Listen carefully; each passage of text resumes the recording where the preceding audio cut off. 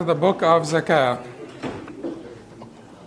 and we have a lot to cover today. I'm not quite sure if we will be able to cover all of it or not, but we will try.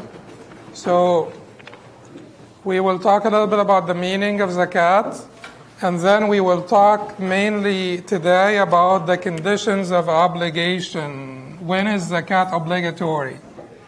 You want to pay attention to this because everything afterwards is built on today's talk. What is zakatable and what is not? When do I need to pay zakat on whichever assets or not? All of this will be discussed today. So today is very important, very consequential to everything we will discuss from here on. So the Kitab al-Zakat, the book of Zakat, we said he calls certain chapters books or certain segments of the book. He calls them books because it's one book. It's one book, Islamic law. It's the book on Islamic law. That's one book. But then he divides that one book into books because they figured that if we can't really call the chapter of Zakat because it's not really just a chapter. It's much bigger than this. It's a segment of the book that is much bigger than this. He calls it Kitab al-Zakat. And then he will divide. Sometimes books are further divided into chapters and sometimes they're not. But anyway, most of the time books will be divided into chapters. So, inshallah, it may take us 3 months to finish Kitab al-Zakat. Afterwards, we'll start al-buyu', financial transactions. Afterwards, inshallah, we will start fiqh of family. And afterwards, inshallah, we will start the fiqh of judiciary, witnesses, criminal laws, or penal laws, and court procedures and all of that stuff, and jihad, and all of those issues that are particularly interesting. So, Kitab al-Zakat. What does Zakat mean? Where does the word Zakat come from? It comes from 3 different meanings. One is nama or ziyada, which means increase. So, yazku zara means the zara grows, the plants grew or the plants grow. So, zakat al-zara nama'uhu, so it means growth. And it also means purification. يَتْلُو عَلَيْهُمُ الْكِتَابَ وَالْحِكْمَةَ وَيُزَكِّيهِمْ. ويعلمهم الكتاب ويزكيهم ويعلمهم الكتاب والحكمة ويعلمهم الكتاب والحكمة ويزكيهم. So when Allah subhanahu wa ta'ala described the mission of the Prophet sallallahu alaihi wasallam, he said that he teaches us al-kitab wal-hikmah and he ويزكيهم. يتلو عليهم آياتنا ويعلمهم الكتاب والحكمة ويزكيهم. أو ويزكيهم sometimes ويعلمهم الكتاب والحكمة. يزكيهم sometimes comes first and then sometimes comes after teaching. So teaching is by teaching us about the book and the wisdom, which is the sunnah of the Prophet ﷺ, or the way of the Prophet ﷺ, and yuzakkihim means purifies them. So zakah here means purification. And it means purification and elevation.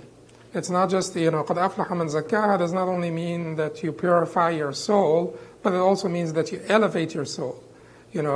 Basically to realize all the virtues and to realize all excellence that is out there to be realized. So not only to purify, to remove flaws and ailments, but also to elevate and seek all the virtues and all the excellence out there. So the third meaning is praise. Zakah means praise. When you tuzakki someone, when you give khitab tazkiyah, it's called reference letter. Reference letter is called what? Khitab tazkiyah. It's a recommendation letter, reference letter. It's called khitab tazkiyah. So you're giving tazkiyah to someone. So it comes from praise as well. Therefore, there is really no word that you could find that will be that will convey all of those meanings into one word in a different language. It will be extremely hard to convey all of those meanings, because keep in mind, this is not made up. Actually, the word zakat did have all of those inferences just from the root of this word, the linguistic root of the word. It did have all of those inferences. So increase, purification, increase, elevation, purification, and praise. So increase it because it increases the money of the poor, and it also increases the money of the donor, not only the recipient, because the donor will have his money blessed, and that is true increase of the money. That is not metaphorical. That is true increase of the money. وَمَا أَنفَقْتُم مِّن شَيْءٍ فَهُوَ يُخْلِفُهُ. So whatever it is that you spend, Allah subhanahu wa ta'ala will make you up for it. So the money will truly increase, as the Prophet ﷺ also promised in a hadith that is reported in Muslim Imam Ahmad, that no one will give charity except that will bring about increase to his money. So increase is one of the meanings of zakat. It is not only increase of the money of the poor, or the recipient, but it is also the money of the donor, through blessings and through Allah subhanahu wa ta'ala compensating us for this zakat by giving us more profit. And then it is about purification, because it purifies our hearts, purifies our money. Money is usually tainted, particularly nowadays. Whose money nowadays is completely pure? So money is usually tainted. And the zakat purifies the money from the impurities. Even if you work, even if you are teaching Islamic studies at the university of whatever, or Ibn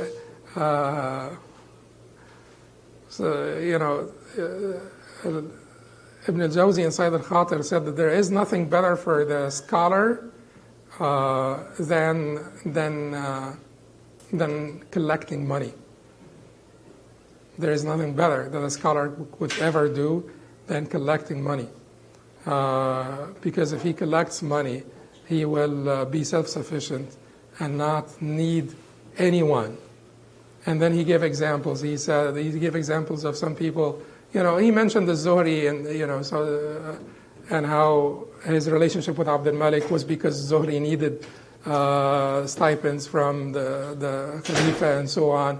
And he contrasted this with people like Sufyan al-Thawri and Ahmad ibn Hanbal. People like Ahmad ibn Hanbal and who else did he give an example of? People like Ahmad ibn Hanbal who did not need money, period. And he said that most of the people are not like this. Most of the people will need money.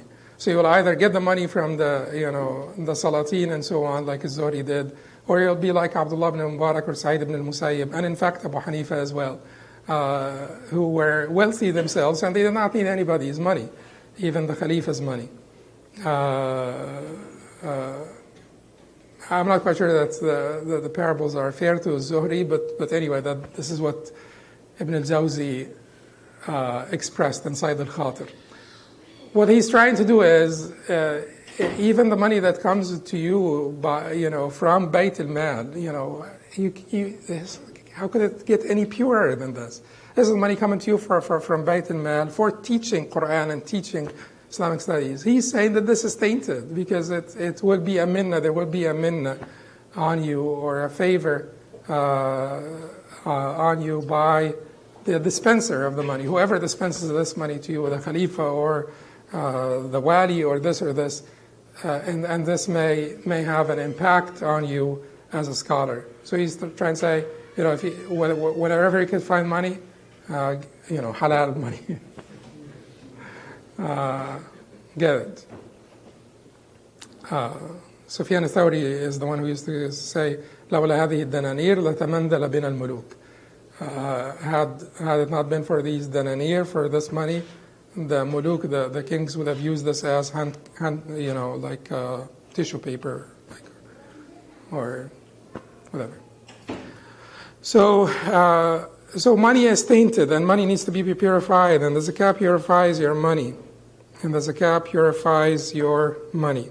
And also the zakat purifies your heart from stinginess and miserliness, and that the zakat purifies the heart of the recipient from hiqd and ghil and hate and envy and all of those feelings. So just by giving the zakat, you purified your money, you purified your heart from stinginess and miserliness, and sadaqah as well.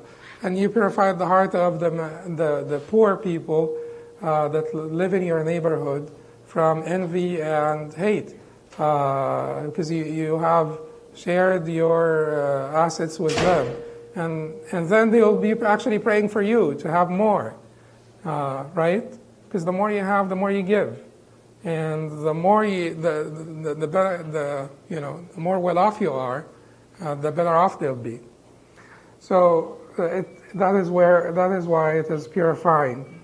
And finally, the concept of praise is there, because you will be praised by the poor, you will be praised by the society, and most importantly, you will deserve praise by Allah and the angels. So here are three different meanings in zakat. It is increase, purification, and praise. The word sadaqah, where does the word sadaqah come from? First of all, the word sadaqah and zakat, they are synonymous in the Quran and the Sunnah. They're not any different. They are the same thing. In the Quran and the Sunnah, they're used interchangeably in the revelation. But we Muslims, for simplicity, it's not like we did a bad thing. We just, for simplicity and to sort things out, we started to use sadaqah for voluntary, non-compulsory, non-mandatory charity. But in the Quran, إنما الصدقات للفقراء والمساكين والعاملين عليها والمؤلفة قلوبهم في الرقاب والغارمين في سبيل الله وابن السبيل. This is squarely about zakat, squarely about the obligatory charity, not the non-obligatory charity. But we have, for convenience and for simplicity, we have used sadaqah to refer to non-obligatory charity, and we have used zakat to refer to obligatory charity. The word sadaqah comes from sidq, and sidq means trueness or truthfulness, because sadaqah is a burhan, is sadaqah burhan. The Prophet ﷺ said it. Sadaqah is a proof. It's a proof of the truthfulness of your faith. Because now, do you really believe in Allah and the hereafter? Everybody knows how dear our money is to us.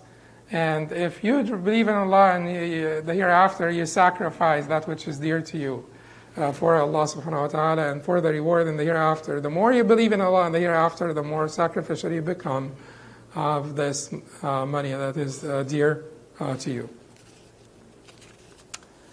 So that is zakat and sadaqah. That's the meaning of zakat and sadaqah. Then Shaykh Imam Ibn Qudama rahimahullah ta'ala, who died in the year 620 after Hijrah, said in his book Umdat al-Fiqh, وهي واجبة على كل مسلم حر ملك نصابا ملكا تاما. Zakat must be paid by every Muslim, حر, free Muslim, who has complete ownership of the nisab. Nisab, remember certain words, because we cannot be repeating them or translating them. They're just good as they are in Arabic. Nisab means the zakat threshold. Nisab means the zakatable minimum. The minimum after which the money becomes zakatable. If you have little money, if you have less than 5 camels, if you have less than 20 dinars of gold, which is 85 grams of gold, if you have less than 595 grams of silver, if you have less than this, less than that, you're not rich enough to be required to pay zakat. Your money did not reach the nisab, did not reach the cutoff, the limit, the threshold, the zakatable minimum. That is what nisab is. This sentence, you can actually write a book on this sentence.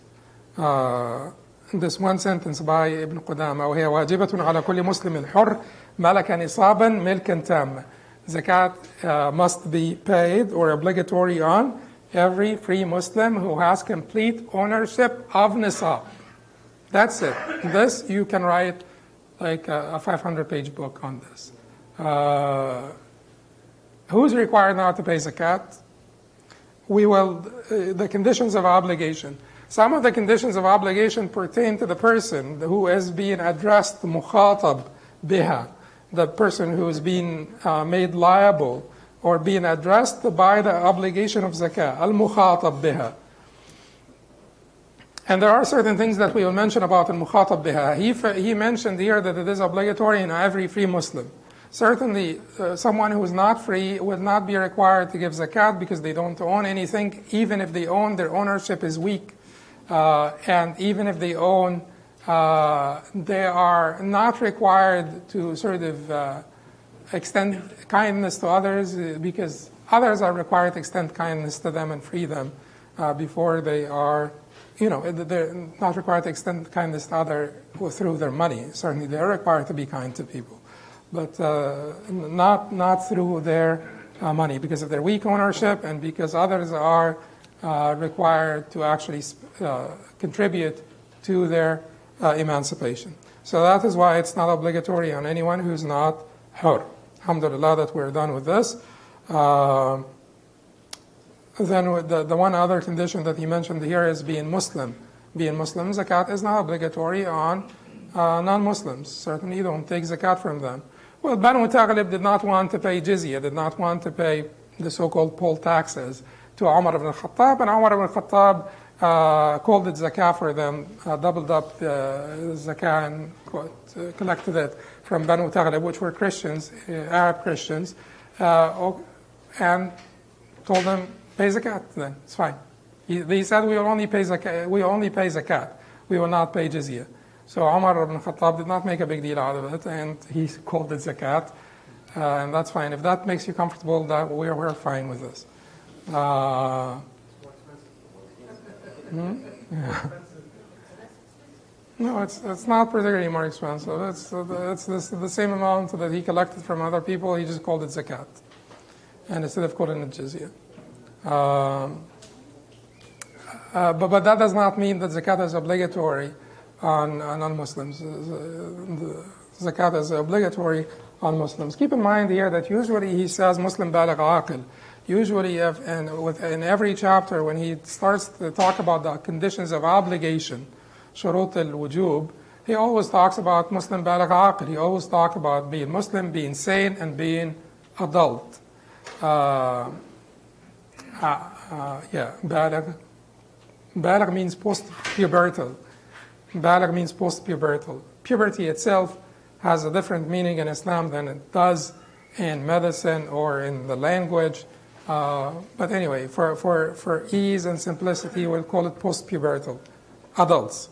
Adults in Islam are those who are past puberty. But the definition of puberty is something else that we'll discuss at some other time. But here he did not mention baligh and aqil. Here he did not mention baligh and aqil. And why did he not mention baligh and aqil? Because in the Hanbali madhab, and according to the majority, you do not need to be baligh aqil for zakat to be obligatory on you. And that's also that's also the position of the Malikis and Shafi'is.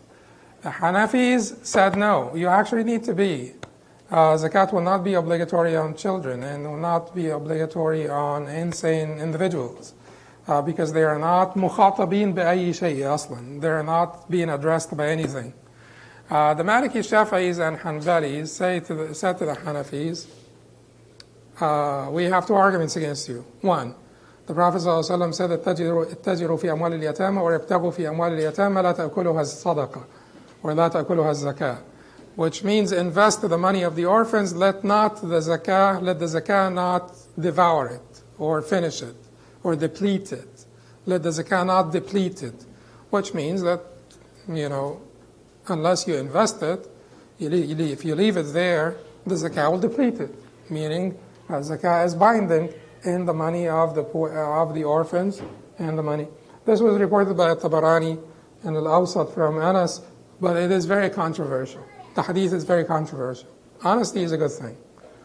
So we have to admit the hadith is very controversial.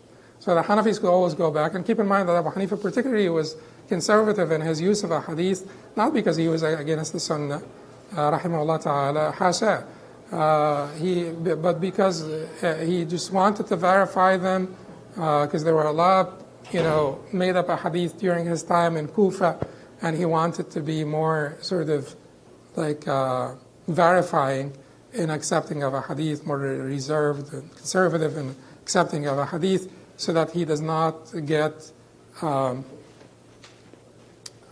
of like fooled by the liars, fabricators of a hadith around him in Kufa. The reason why Imam Malik in Medina was more sort of open to reports, singular reports and so on, is because in Medina there was an abundance of Sahaba and the children of Sahaba. The spread of fabrication was not that prevalent in Medina as it was in Kufa. But again, at the same time, it does not mean that Malikis and Ahl al-Hadith did not act upon weak hadith, where Imam Abu Hanifa was saved by his conservatism. Sometimes his conservatism saved him from acting on weak hadith. But anyway, it was not about the authority of the Sunnah or the authority of the Prophet ﷺ. This was not a matter of or subject of discussion or doubt or debate between any Sunni Muslim scholars. So Imam Abu Hanifa can say this hadith is not an authentic hadith. I'm not bound by it. I will go back to my what? Principles, ongoing principles. The ongoing principles here are against you. The ongoing principles is that no one is addressed by commands or prohibitions or obligations until they reach majority, adulthood, and until they are sane to comprehend. And then those poor little kids, they actually need our help. They need the help of the society. They are not addressed by muwasa. They are not addressed by reaching out and sort of like extending kindness to other people. Kindness should be extended to them. They're little, and even if you invest the money for them, invest it and keep it for them. And don't spend from it on others. But then the Malikis, Shafi'is, and Hanbalis would come back and say to Imam Abu Hanifa, but you said that the zakat will be obligatory in crops even if those crops belong to a child or someone who's not mukallaf, not liable and responsible in the Sharia. He said, he would say, yes, I did say this because I felt that the Quran made this right, وَآتُوا حَقَّهُ يَوْمَ حَصَادِهِ. Allah subhanahu wa ta'ala said, and give the right incumbent or binding in it on the day of its harvest. So Allah subhanahu wa ta'ala said that this right is binding in the crops. So this has to be removed. This is the right of Allah subhanahu wa ta'ala, or the right of the sort of this community, the poor in the community, has to be removed from the crops before anyone can acquire those crops or possess them. Now the Malikis and Shafi'is and Hanbalis will say, well, consider this to be applicable also in all other forms of money. The zakah is binding in the money itself. It is not binding on the person. It's binding in the money. Anyway, that's basically the discourse between them. Whatever it is that you feel. In the madhab, in the Hanbali madhab, zakat is binding in the money, not on the person, in the money. So whether this person is sane, insane, adult, minor, zakat will be taken from these assets when these assets reach the nisab. Even if this money is waqf, we will still take the zakat if the waqf is basically for the benefit of a particular person. So let us say the zakat is, here's the concept of muayyan, the particular person. So if so some people used to do this. Before they died, they make a waqf and they say the profit of this waqf, the riya or the profit of this waqf, will be used for the sustenance of my kids and their kids, my descendants. This building, this piece of land, whatever rent or whatever crops or whatever will be used for them. So in this way, it is waqf, but it is not really waqf for the sake of Allah subhanahu wa ta'ala. It's waqf for your own kids, or it is waqf for a particular individual. If I say this is waqf for the poor, or I say this is waqf for the masjid, or I say this is waqf for this orphanage, then in this case, Hanafis, Shafi'is, and Hanbalis, all of them will say this money will not be zakatable. The Malikis will still say it's zakatable. But the vast majority will say it is not zakatable. Because the whole money is for Allah subhanahu wa ta'ala. The whole money is for Allah subhanahu wa ta'ala. But if I say this waqf is for my kids, or this waqf is for the benefit of Hassan, then in the Hanafi madhab they'll still say, since there is no complete ownership, tamam al-milk, no complete ownership, Hassan does not have the ability to dispense of this waqf. Hassan does not have the ability to sell this waqf, even though Hassan will will benefit from this waqf, make profit from this waqf, and it will be spent on Hassan, but Hassan has no ability to sell this waqf, therefore this is not zakatable. But the Hanbalis and the Shafi'is and Malikis, they will say that this would be a loophole, because you make a waqf and you make the profit of this waqf go to your kids. This was the loophole to basically evade zakat. We will plug it.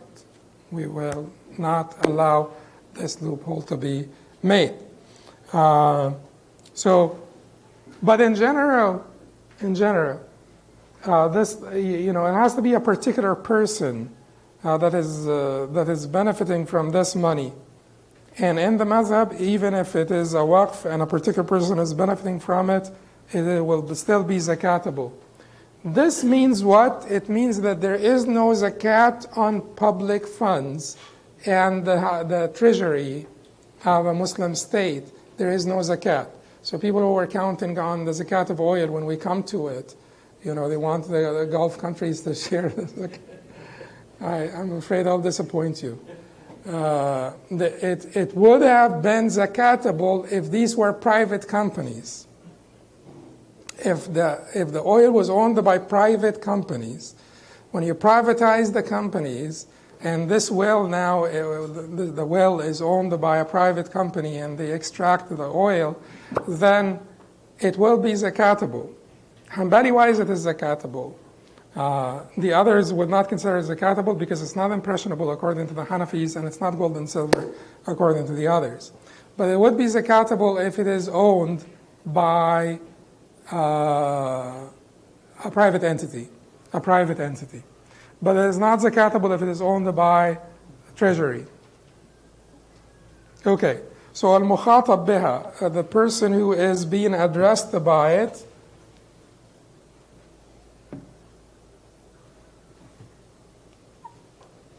we're done with this, right? The person has to be an entity, a person, or persons.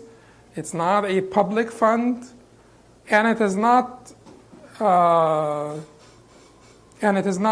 on a public fund, or sort of waqf fi sabilillah. And whether or not this person is a mukallaf, it doesn't matter because the zakah is binding in the money in the madhab, not on the person. It will matter to whom? Imam Abu Hanifa rahimahullah. It will not matter to the majority. The majority will say, we don't care if this person is a mukallaf or not, he's being addressed. This money that is profitable, the poor in this society or this community have some entitlement to to a chunk of this money. Okay, then absolutely, Jazakallah khairan. So certainly the poor little kid is not being addressed by the ada of the zakah, by giving out the zakat, because who would require a 2-year-old to give out their zakat? But their guardian is being addressed by the ada. The zakat is binding in the money of this 2-year-old, and the guardian is responsible for the execution. Absolutely, the guardian for the child or the insane one. Yes. Waqf is like a business. Waqf is like a business? Yeah, it is like a business. So one zakah at that time, the money that comes out as a profit will be zakatable, but not the actual. Oh, thank you. Okay, so Waqf itself, Waqf itself. Let us say the Waqf is a land. The zakat comes out from the actual crops in this case, because the crops are not mawquf. But if the Waqf is, let us say, livestock, the zakat does not come out from this livestock. The zakat comes out from something else, from outside of this. So if I make a waqf of 40 sheep, there will be one sheep binding here on the 40 sheep. It will be on different sheep, not coming out from the actual mawquf sheep. Yeah. But when it comes to crops, it will be from the same crops, because it's a percentage of the crops, like a portion of the crops that will be zakatable. Okay, so malakan isaban, milkan tamman. The second point here, malakan isaban, and we will come to the nisab at the end, or maybe next time we will come to the nisab, the zakat threshold, the zakatable minimum, the cutoff. But the concept of milkan tamman, and you will find some discussion in your books about the complete ownership.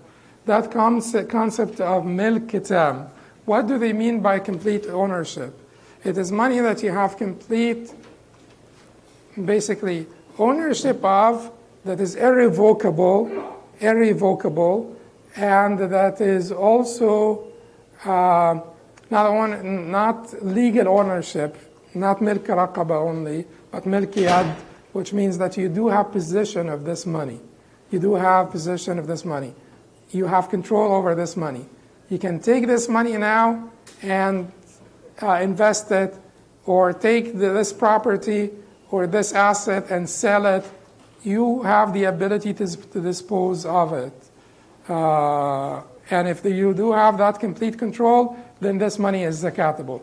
This is very consequential, enormously consequential. Now, it seems that in the Hanbali madhab there is this agreement here, and it will look like we will basically side with the minority here. Because the position, there are many exceptions in the Hanbali madhab to this total ownership or complete ownership that are really not consistent with the principle. Certainly the scholars who adopted this position will be able to justify it. And if they had a debate with me in front of you, they'll certainly beat me. And but at the end of the day, we were looking at different. We will have to basically go by.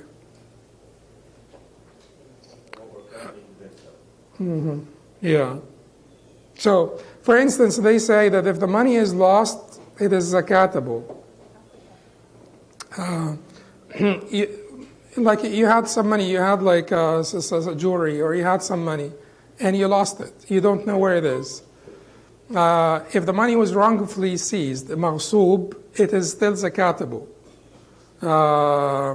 That is where this agreement happens, and that is where that concept of tamam al-milk. Tamam al-milk means that I have complete ownership, I acquire the money, I possess the money, I can dispose of the money, I have the ability to invest it. That's what is meant. Because nama, which is growth or profitability is one condition for the money to be zakatable. So, but the Hanbalis said, if this is money that was wrongfully seized or money that was lost, it is zakatable. Shafi'is also said the same thing, by the way, but they said it would only be it is zakatable, binding in the money, but you are only required to execute that when you collect the money after retrieval. Then you will pay the zakat for all of the years. So you buried a treasure somewhere and you forgot where it was. And then for 16, 17 years, you've been scratching your head, and all of a sudden you're praying, and then the shaitan comes to you and reminds you of where it is. So you run to your treasure, you make quick taslims, and you run to your treasure and unearth it. Then the Shafi'is and Hanbalis will tell you, you pay zakat now for the 16 years. After you find it? After you find it, yes. Okay. Yeah, after you find it. You'll pay the zakat for the 16 to 17 years.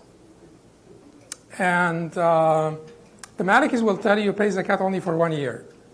The Hanafis will tell you don't pay zakat. They're kind, right? As to profitability. But keep in mind that there is a position in the Hanbali madhab that is in agreement with the Hanafis. And that is the position that was chosen by Ibn Taymiyyah, rahimahullah. So Ibn Taymiyyah chose the position, the Hanafi position here, which is still a position within the Hanbali madhab, because within each madhab there are always controversies. So that is the chosen position. In fact, I can't deny that this looks much stronger. You know, like if we're saying that profitability and we're complete ownership, that's some money that I lost, or money that was wrongfully seized. You come and take my money, and then I keep on begging you to give me the money back or return the money to me and so on. And then after 15 years, I collect the money, you know. The judge, this different judge, or Allah softens your heart and you give me the money back. I'm now responsible to pay the zakat for the last 14 years. But anyway, so Hanafi said you don't have to, and that's a position in the Hanbali madhab chosen by Ibn Taymiyyah. So that's the idea of tamam al-milk, and I want to give you like a little bit of an idea about tamam al-milk, but we will come back and discuss it a little bit more when we talk about the zakat of debts, because we'll discuss the issue of tamam al-milk. Like if someone owes you money, it is your money, but you don't have control of it. That is a discussion. Zakat of debts will be a chapter by itself, so we will not go over it now. But it is also pertinent to the concept of tamam al-debt, tamam al-milk. Also, for instance, you know, al-ujur al-maqbuda salafan, for instance. If I give you in advance the rent of your building or the rent of your apartment for 3 years, or I hire you, but I give you your wages in advance. I hire you for 3 years. I hire you for 2 months, or I hire you for 3 years. I give you your wages in advance, or I give you the rent of your building in advance for 3 years. Am I, like whoever collected that rent or the wages now, responsible to pay the zakat now? Hanbali-wise, yes, you're responsible. And that's another exception where, you know, this money, now I possess it. So it's not an issue of possession now, because I possess it. You gave it to me. even if I don't possess it, the Hanbalis will say from the time of the contract, you have become an owner of this money and you are required to pay the zakat of this money. But now if I possess it, I will have to actually pay it, actually execute this if I possess it. But if you come back after less than 1 year and the contract is revoked for some reason, or whatever contract is revoked, and I will have to give you the rest of your money back for the time that the usufruct was not delivered or the service was not delivered. Hanbalis will say, well, we're sorry, but it's your loss. So you had to pay the zakat on the entire amount of money for every year. Now the Malikis and Shafi'is, they will have, the Hanafis did not address this, but the Malikis and Shafi'is, they will say, well, when after 1 year, you become deserving. Let's say I hired you, I gave $600. I told you I'll give you $600 for service to be delivered over the next 3 years. After 1 year, I became deserving of how much? 200, right? So they'll tell you, after 1 year, pay the zakat of 200 only, because that's what you're deserving of, which is called istiqrar al-mulk, which is basically istiqrar here, establishment of the ownership. My ownership over this money became now established. You can't revoke this. You can't take this money back from me. So it is established. So they'll say pay the zakat for the 200 years now, and then after 2 years, if I still have the money, I did not spend it, pay zakat on 400. After 3 years, now you could start to pay the zakat on the 600, because now your ownership of the 600 is established, cannot be revoked. Is that clear? So one other example that we can mention here, which may be pertinent, is retirement plans, for instance. Retirement plans. Retirement plans, they either give you access to your money or they don't give you access to your money. If they don't give you access to your money, if it is a locked-in retirement account, LIRA, locked-in retirement account is called LIRA. If it is a locked-in retirement account and you have no access to this money, is it zakatable? No, it's not zakatable. There is a caveat, though. There is a little bit of an exception that we'll come back to. But it's not zakatable. It's not zakatable. Why? Because I don't have control over this money.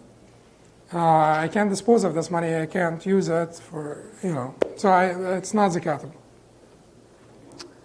But if this retirement plan is you have access to this retirement plan, contingent upon the payment of some deferred taxes and penalties and so on. But at the end of the day, if you want to walk away with some money, you will walk away with some money. Is this zakatable? Which part is zakatable? The part that you will walk away with. So if I have in my retirement plan $100,000, and I will, let's say on my zakat due date, I tell them, how much can I walk away with today? And they tell you 60. Then 60 is zakatable. $60,000 are zakatable.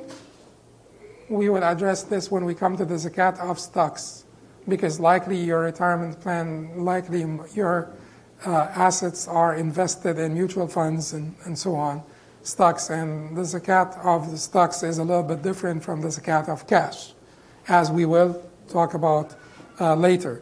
But anyway, that is the portion that is zakatable of your retirement plan. What if you lock in your investment in a long-term account? So you lock in your investment. Like you go and put your money, deposit your money in a locked-in long-term account. Like you do this back in home in the Middle East and Egypt and stuff. You lock in the money for 10 years until your kid is 18 years, or you lock in your money for 5 years. You can't really withdraw it for 5 years. Then the Fiqh Academy, International Islamic Fiqh Academy of the OIC, Organization of Islamic Cooperation, said that in this case, In this case, it is still zakatable, even though it's locked in. Why? Because you voluntarily locked it in. Because keep in mind, one thing that the fuqaha think of is not simply your relationship with God as like a private sort of operator here, but as a member of society.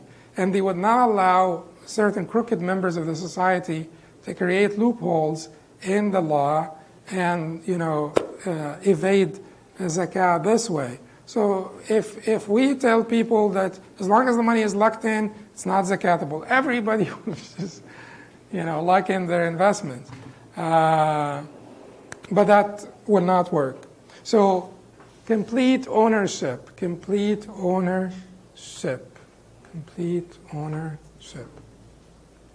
So what does it mean? It means that, but we will discuss this later. We will not discuss this in detail now because we'll just have to keep more for some for later.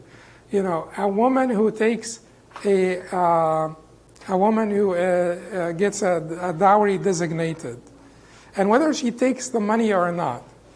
One of the exceptions of the Hanbalis here is that they say it's zakatable from the time of the contract.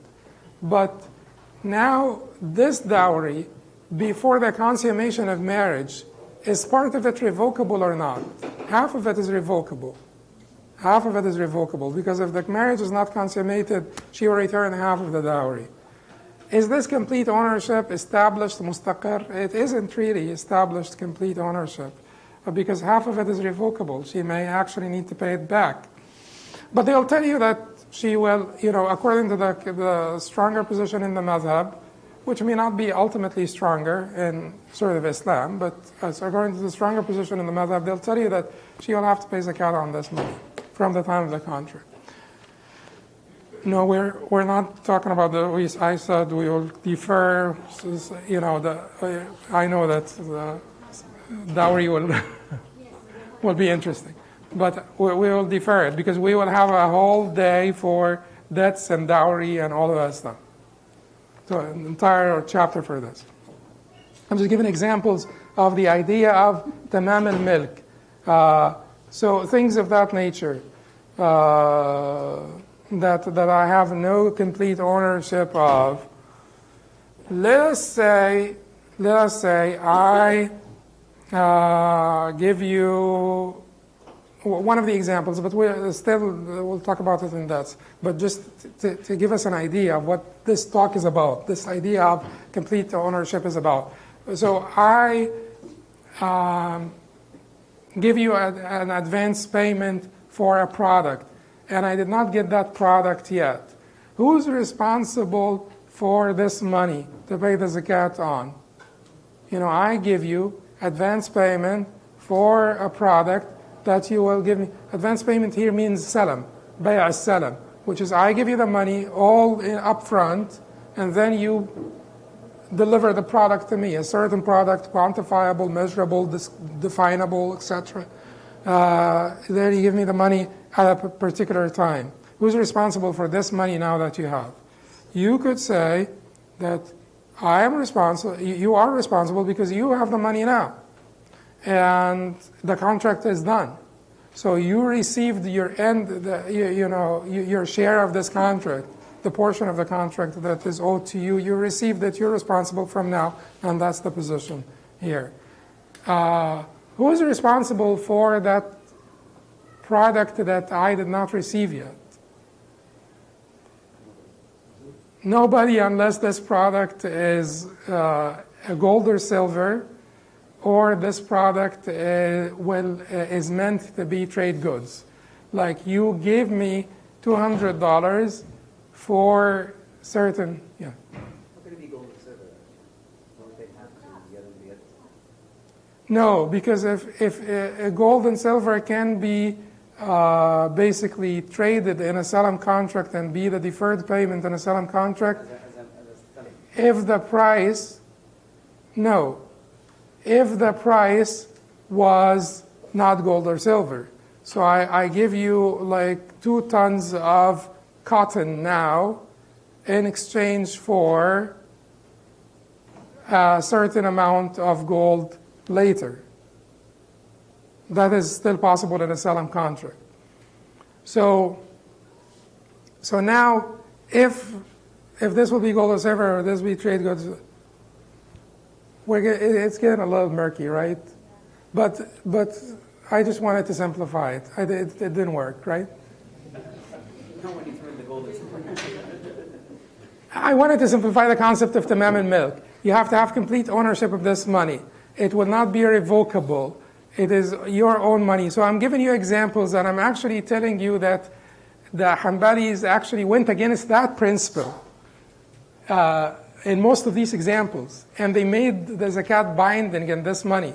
But there are different positions within the madhab, and there is disagreement in fiqh in general. But that's what they talk about when they talk about tamam al-milk. I have to have complete ownership, and I have to have position, and it should not be revocable. I have complete ownership. I deserve this money. I have possession of the money, qabat, the money, and it should not be revocable. So, if one of these things is missing, then that will be a problem. Some people will be consistent all the way and say, if anyone is missing at any time, this is not zakatable. And some people will have exceptions. And those who will have exceptions will try to come back and justify why we have the exceptions. Because this will create this loophole, because this will do this, so that they will come back and justify it. But this is the concept of tamam al-milk. How does it apply to us? It applies to us in the case of retirement plan, locked-in retirement account, locked-in long-term investments, and any money that is not completely ours and not revocable. Is this like a disambiguation or? I don't know, I just have an example. What is security deposit account like that? Like, Security deposit. Ahsan Allah ilayki. That's another example. So security deposit. If you have no access to this security deposit, that will be one of the examples. Like you don't have control. Should I give the zakat on that security deposit? It is not even known whether you will be able to collect all the security deposits or not. You have no control over it. You can't use it to invest it. It is not NAMI. It's not profitable money. It's not money that I can invest. So that would be an example, that I don't have complete ownership of the security deposit, even though it is my money that is held by the landlord or that is held by this or that. Tamam al-milk. We're done with tamam al-milk. Okay, let's just finish one more thing because next time we'll have too much to cover. Tamam al-milk is milk tam مستقر غير عرضة للفسخ. What about the Hajj fund? You have tamam al-milk. Whatever it is, whatever money that you set aside for anything, you have tamam al-milk. But you're setting aside for something. You have tamam al-milk of this money because you could. What if someone says, this money is nazr, I vow to spend this money in the way of Allah subhanahu wa ta'ala on Ramadan 2nd. And your zakat due date is in Shawwal, is in Rajab or Sha'ban or something. Your zakat due date comes before Ramadan 2nd. This is money that you vowed to spend you vowed to spend in the path of Allah subhanahu wa ta'ala, fi sabilillah. Okay? You will have to pay zakat on this money because it is still in your ownership. What if it is money that you vowed to spend in sabilillah, but you did not say on Ramadan 2nd? It's not zakatable. Because you did not designate a time when you have to spend it. Once you vowed to spend this money fi sabilillah, once you vowed to spend anything fi sabilillah, that is not yours anymore. but you vowed to spend it on Ramadan 2nd, and your zakat due date came before that, it's zakatable. How do you get out of this? When you pay the zakat, intend that this is basically execution of part, an advanced execution of part of the vow, so that it does not be a double sort of liability. Okay. And then the Sheikh said, وَلَا زَكَاةَ فِي مَالٍ حَتَّى يَحُولَ عَلَيْهِ الْحَوْلِ إِلَّا الْخَارِجَ مِنَ الْأَرْضِ ونماء النصاب من النتاج والربح فإن حولهما حول أصلهما. Passing of a hawl. There is no zakat on property until an entire hawl, Islamic lunar year, has passed, except for that which comes from the land, the growth, except for that which comes from the land. So let's finish that sentence first. So hawl is a requirement, whether it is cash, whether it's trade goods, whether it is livestock. Hawl is a requirement for all of those. When is hawl another requirement? Whatever comes out from the land. What do they mean by whatever comes out from the land? Three things: crops, treasure troves, and mined metals. What comes out from the land? Crops, treasure troves, mined metals. When does the zakat become binding on them? Immediately. Immediately. Okay. Then he addressed a different issue. What about profit? وَنَمَاءُ النِّصَابِ مِنَ النِّتَاجِ وَالرِّبْحِ فَإِنَّ حَوْلَهُمَا حَوْلُ أَصْلِهِمَا. So the other exception, we said that what comes out from the land, you don't wait one hawl immediately. The other exception is the profit that emanated from the growth emanating from capital through birth, as with livestock, or profit. The hawl of those is that of their origin. Now, so this is a matter of disagreement between the scholars. There are certain things, and whenever you study fiqh, particularly comparative fiqh, what you need to do, whenever you study comparative fiqh, what you need to do is understand that there will always be on the two extremes points of the agreement. Get this down first, the points of agreement on the two ends of the spectrum. So money, or I usually give this I'll give you it will be applicable here also, but water that has been water whose criteria have been changed by a najasa or filth is najis according to all of them. The water of rain and water that's found in nature unchanged, unqualified, mutlaq, unqualified by anything, is pure according to all of them. And then you work through your way to the middle and figure in, and then try to understand the controversies in the middle. Here, when it comes to the profit that you will make during the year, your zakat due date is on Ramadan 2nd every year. Ramadan 2nd every year. So here is, why do I have to say Ramadan 2nd? Why can't it be Ramadan 1st to be easier? So here is Ramadan, Shawwal, and Dhul Qa'dah, and Dhul Hijjah. Let's say 12, 11, 10, 9.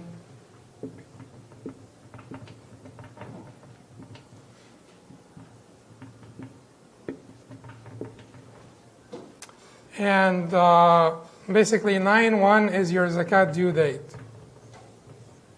9/1 is your zakat due date every year. All of them said, if you have from 9/1, you had cattle here, you had trade goods here, and cash, and by trade, through trade, this capital here, this capital that you started out with on Ramadan first, made profit. Then how much zakat do you pay? How much is zakatable now? The capital, only the capital plus the profit, or the capital plus some of the profit? Capital plus the profit, by agreement. No one is disagreeing here. No one is disagreeing here, right? Okay. Now, let us say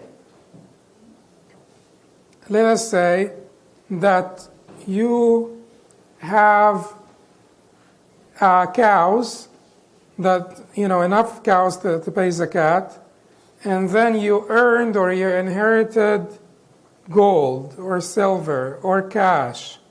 You inherited cash here. So you have cows, or you have cash and you inherited cows, whatever. But you have one type, and then at one point you inherited a different type of zakatable wealth. What is zakatable here? The cows and the cash, or the cows only? Cows and cash? No, but the cash, it's not been 1 year yet for the cash. So because the cash came here, this is 9-1 here. The cash came here in this point. It will be the cows only. No disagreement here. They don't disagree here. Why? Because here on one end, this profit actually emanated from the capital that you had. It came out of the capital through birth, as in livestock, or profit, as in trade goods and stuff. This example here, there are two different types of wealth. We're talking about, cows and cash. Or not even this, cows and sheep. Two different types of wealth. What if you had cows here,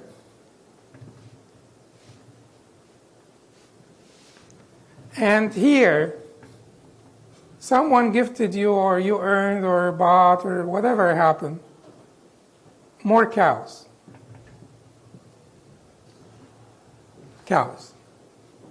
They did not emanate from this. They did not come from those cows. You have like you sell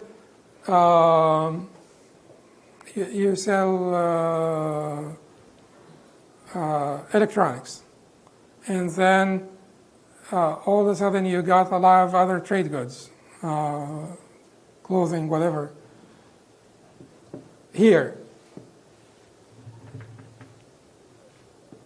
all the cows are zakatable here, or only the cows that you started out with are zakatable? No, I think all of them. Why? Because you had the original, well, on your end. Isn't the point here that Because it is okay. the year, you don't have it for the whole Oh, thank you for disagreeing, because the scholars disagreed. So, actually, Imam Abu Hanifa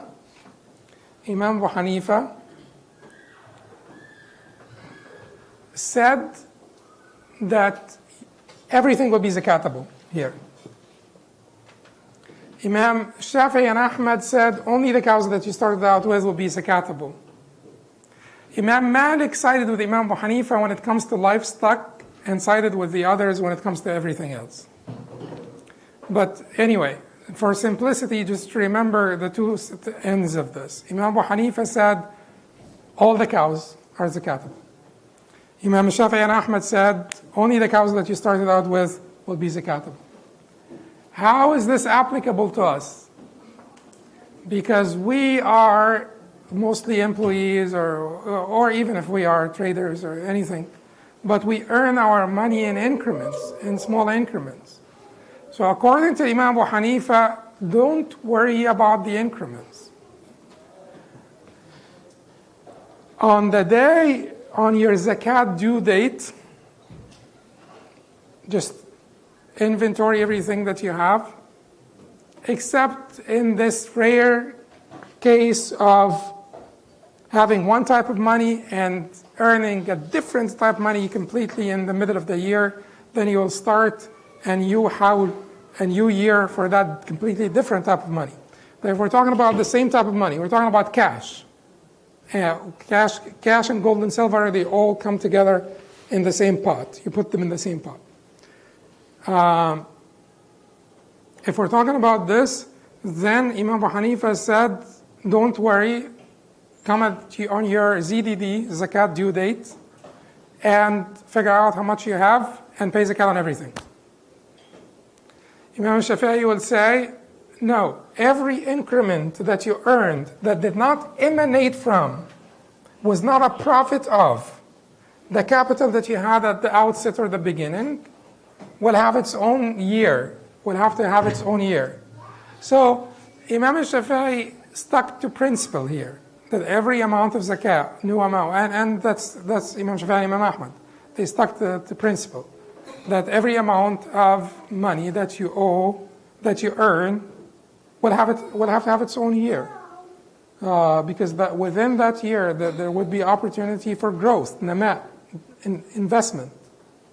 But if you earn some money on Sha'ban 30th, for instance, and we ask you to pay the zakat of this money on Ramadan 1st, that will be unfair to you. That's what Imam Shafi'i and Imam Ahmad are saying. But Imam Hanifa's position, for the majority of us, will be easier and more practical, because it will be extremely burdensome and laborious to figure out like a different zakat due date for every increment of money that you earn. So using Imam Abu Hanifa's position will be safer and more practical and easier for most of us, because we earn our money in small, or we earn our wealth in small increments. The only difference here will be, I gave you this example before. You know, in Egypt they always talked about when your uncle in Brazil dies and you inherit a lot of money and stuff like.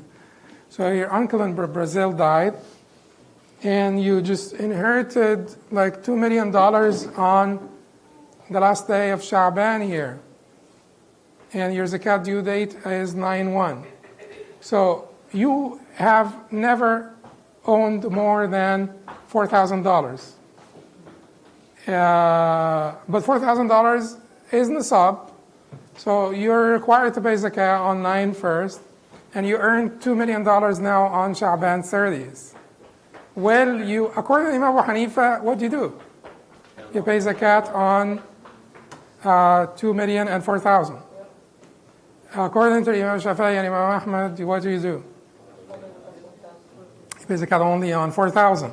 And for the 2 million, the zakat will be due on them when? Sha'ban 30th.